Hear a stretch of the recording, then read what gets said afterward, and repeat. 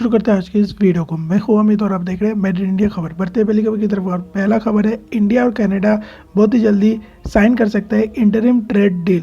वैसे ये पहला स्टेप होता है फ्री ट्रेड एग्रीमेंट का। इंडिया और कनाडा के बीच में पहले फ्री ट्रेड एग्रीमेंट का बातचीत चल रहा था, लेकिन बीच में बंद हो गया था और अब जाके ये रिपोर्ट निकल के आया है कि इंडिया और कनाडा बहुत ही जल्दी इंटरिम ट्रेड डील को साइन करने वाले हैं। और इस ट्रेड डील को साइन करने के बाद आप पकड़ के चल सकते हो कि 3 या फिर 4 महीने के अंदर में फ्री ट्रेड एग्रीमेंट भी साइन हो सकता है। वैसे अगर इंडिया और कनाडा के बीच में फ्री ट्रेड एग्रीमेंट साइन होता है तो इंडिया को इससे काफ़ी ज़्यादा फायदा मिलेगा, क्योंकि इंडिया कनाडा को ज़्यादा एक्सपोर्ट करता है। और सेंट्रल गवर्नमेंट का भी यही एम है कि इंडिया उन कंट्रीज़ के साथ साइन करेगा फ्री ट्रेड एग्रीमेंट जहां पे इंडिया ज़्यादा एक्सपोर्ट करता है और उन कंट्रीज से इंडिया कम इंपोर्ट करता है। तो आने वाले दिनों में आपको इंडिया और कनाडा के बीच में फ्री ट्रेड एग्रीमेंट साइन होते हुए बहुत ही जल्दी देखने को मिलेगा।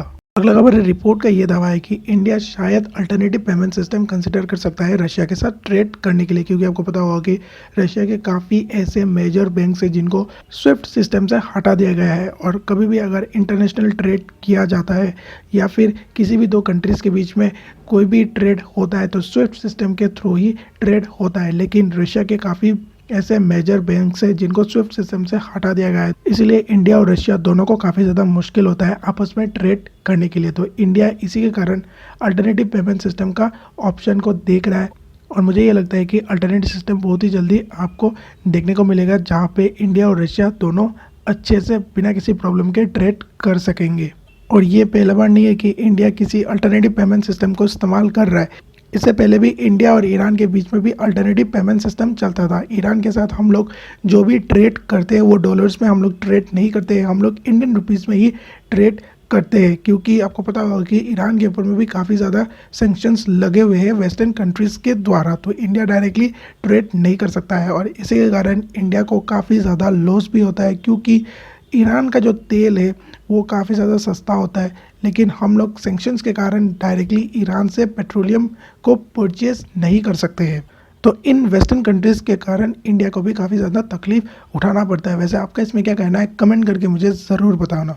अगला खबर है, क्राफ्टन ने कुकू एफएम में $19.5 मिलियन का इन्वेस्टमेंट किया है।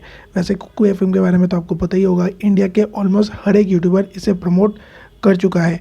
वैसे कुकू एफएम के एक्टिव पेड यूज़र्स है 10 मिलियन और इनका ये टारगेट है कि 2025 तक इनके एक्टिव पेड यूज़र्स होंगे 50 मिलियन का। अब 2025 में ही हमें पता चलेगा कि ये लोग अपने टारगेट को कितना ही अचीव कर पाए। अगला खबर है LIC IPO को लेके और रिपोर्ट का ये दावा है कि सेबी ने LIC को अप्रूवल दे दिया है कि आप लोग LIC के IPO को लॉन्च कर सकते हैं और गवर्नमेंट 31 करोड़ रुपीस का इक्विटी सेल करने वाली है इस IPO में। लेकिन LIC ने अभी तक कोई भी डेट नहीं दिया है कि कौन से डेट में ये लोग LIC के IPO को लॉन्च करेंगे। वैसे मैं आपको ये चीज़ बता देता हूँ कि जब तक इंडिया के जो मार्केट है वो ग्रोथ नहीं दिखाते, अभी आपको पता होगा कि रशिया यूक्रेन के कारण इंडिया का जो मार्केट है वो काफ़ी ज़्यादा डाउन है और इसी के कारण LIC भी अपना IPO को लॉन्च नहीं कर रहा है, क्योंकि अगर फ्लॉप हो जाता है LIC का IPO तो ये काफ़ी ज़्यादा डिसएडवांटेज होगा LIC के लिए इन फ्यूचर में। जब इंडिया का जो मार्केट है वो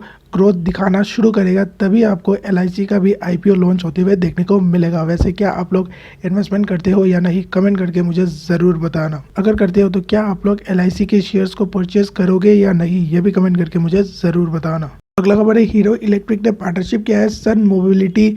ये एक बेंगलुरु बेस्ड स्टार्टअप है जो स्वैपेबल बैटरी टेक्नोलॉजी के ऊपर में काम करता है और ये दो कंपनी यानी कि हीरो इलेक्ट्रिक और सन मोबिलिटी दोनों मिलकर ऐसे 2 व्हीलर्स को बनाएंगे जहाँ पे आप बैटरी को स्वैप कर सकते हो, यानी कि आप डायरेक्टली चार्जिंग स्टेशन में जाके बैटरी को एक्सचेंज कर सकते हो। और इनका ये टारगेट है कि ये लोग हर साल इंडिया में 10,000 ऐसे इलेक्ट्रिक 2 व्हीलर्स को बेचेंगे और इनका इस साल का भी टारगेट यही है कि ये लोग इस साल के एंड तक 10,000 इलेक्ट्रिक 2 व्हीलर्स को बेचे जिसका आप बैटरी को स्वैप कर सकते हो। तो आने वाले टाइम में आपको काफ़ी ज़्यादा इलेक्ट्रिक व्हीकल्स इंडिया के मार्केट में देखने को मिलेंगे और इंडिया का जो चार्जिंग इंफ्रास्ट्रक्चर है ये काफ़ी ज़्यादा जल्दी ट्रांसफॉर्म हो रहा है।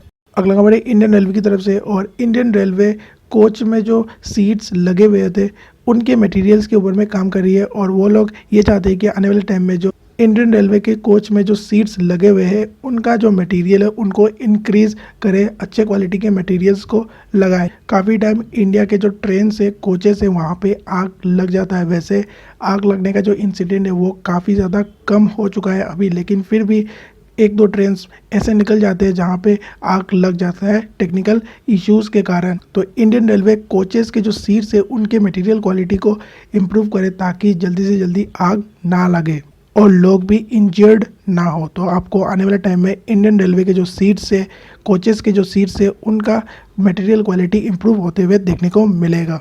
अगला खबर है, पटना से गुवाहाटी में 200 मैट्रिक टन फूड ग्रेन को भेजा गया है कार्गो में। जी हाँ, पटना से गुवाहाटी 200 मैट्रिक टन फूड को भेजा गया है कार्गो में। एक है नेशनल वाटरवे 1 रिवर गंगा और दूसरा है नेशनल वाटरवे 2 जो है रिवर ब्रह्मपुत्र। तो गंगा नदी जो है वो बिहार से निकलकर डायरेक्टली बे ऑफ बंगाल में मिलती है और रिवर ब्रह्मपुत्र का तो आपको पता होगा कि तिब्बत से होकर अरुणाचल, फिर अरुणाचल से आसाम और बांग्लादेश के थ्रू वो डायरेक्टली जाकर बे ऑफ बंगाल में मिक्स होता है। तो पटना से कार्गो शिप को भेजा गया वाया बांग्लादेश होके वो आसाम के गुवाहाटी में पहुंचा 200 मैट्रिक टन फूड ग्रेन के साथ। वैसे ये एक पायलट प्रोजेक्ट था, तो आपको आने वाले टाइम में नॉर्थ ईस्ट से कोलकाता या फिर वेस्ट बंगाल के बीच में आपको ट्रेड रूट देखने को मिलेगा, वाया कार्गो से ट्रेड हो। तो इससे आने वाले टाइम में नॉर्थ ईस्ट के जो प्रोडक्ट्स है वो डायरेक्टली एक्सपोर्ट भी होंगे और कहीं ना कहीं हमारा जो चिकन लेग के ऊपर में डिपेंडेंसी है वो काफ़ी ज़्यादा कम हो जाएगा इस कार्गो रूट के डेवलप होने के बाद। और नॉर्थ ईस्ट भी अब काफ़ी ज़्यादा एक्सपोर्ट करवाएगा बांग्लादेश और इंडिया के दूसरे स्टेट्स में भी नॉर्थ ईस्ट काफ़ी ज़्यादा एक्सपोर्ट कर पाएगा। और इसी के चलते कहीं ना कहीं नॉर्थ ईस्ट में भी काफ़ी ज़्यादा इन्वेस्टमेंट होगा। बाहर के जो कंपनीज है वो भी इन्वेस्टमेंट कर पाएंगे नॉर्थ ईस्ट में, क्योंकि नॉर्थ ईस्ट से अब प्रोडक्ट को ले जाना काफ़ी ज़्यादा ईजी हो जाएगा। बस आज की इस वीडियो में इतना ही। वीडियो कैसा लगा कमेंट करके मुझे ज़रूर बताना। चैनल को सब्सक्राइब ज़रूर करना और मैं टेक्नोलॉजी रिलेटेड वीडियोस भी अपलोड करता हूँ इस चैनल में। अगर आपको उन वीडियोस को भी देखना है तो आप ज्ञान एक्स्ट्रा प्लेलिस्ट को क्लिक करके उन वीडियोस को भी देख सकते हो। मिलते हैं किसी और एक वीडियो में।